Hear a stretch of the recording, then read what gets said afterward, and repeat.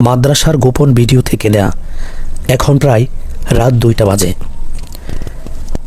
মাদ্রাসায় আসলে কি হয় এই ভিডিওটা দেখলে আপনারা বুঝতে পারবেন। রাত 2টা বাজে ছেলেটি ঘুম থেকে উঠল।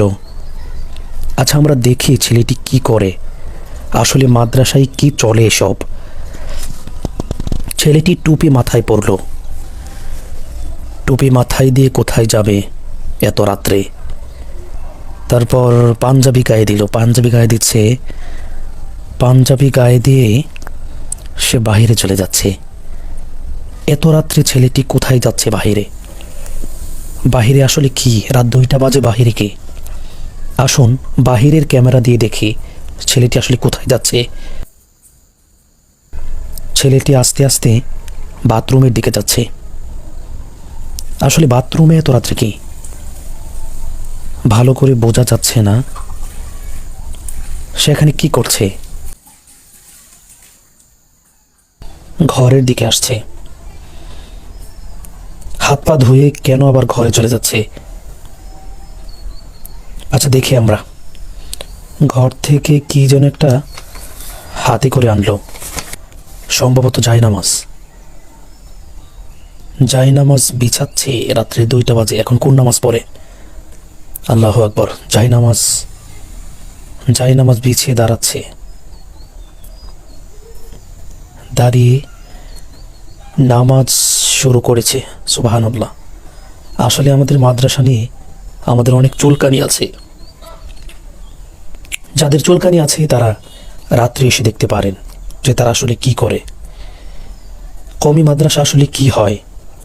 আমরা দূর থেকে মাদ্রাসা সম্পর্কে অনেক বাজে মন্তব্য করে থাকি। আসলে তাদের শেষ রাতের কান্নার জন্য হয়তোবা আল্লাহ রাব্বুল আলামিন আমাদেরকে রিজিক দিয়ে যাচ্ছেন। তারা জেগে আছে বলেই হয়তো আমরা আরামে ঘুমাতে পারছি। রাত্রে 2টা বাজে যখন আমরা বিভোর ঘুমের মধ্যে আচ্ছন্ন, ঠিক তখন একটা বাচ্চা ছেলে উঠে নামাজ পড়ছে।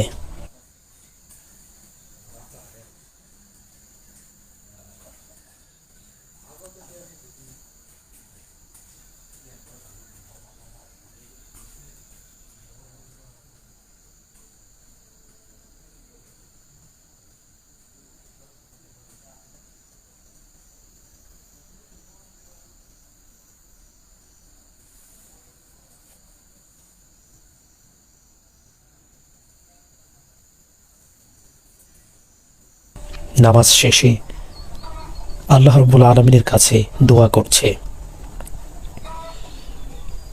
আসলে মাদ্রাসা সম্পর্কে আমাদের অনেক খারাপ ধারণা আছে। আসলে আপনার পাশে যে মাদ্রাসাটি আছে, আমার বাড়ির পাশে যে মাদ্রাসাটি আছে, আমরা যদি একটু খোঁজ নিয়ে দেখি তারা রাত্রে কি করে, তাহলে হয়তোবা আমাদের সবার ভুল ভেঙে যাবে। ছেলেটি নামাজ শেষ করে দোয়া করছে আল্লাহ রাব্বুল আলামিনের কাছে। আল্লাহ রাব্বুল আলামিন ছেলেটিকে যেন যুগের শ্রেষ্ঠ আলেম বানিয়ে দেয়। নামাজ শেষ করে আবার ঘরে ফিরে যাচ্ছে। ঘরে ফিরে গিয়ে টুপি খুলেছে, পাঞ্জাবি খুলছে, আবার শুয়ে পড়ছে। কেউ জানে না আল্লাহ রাব্বুল আলামিন ছাড়া ছেলেটি কি করছে।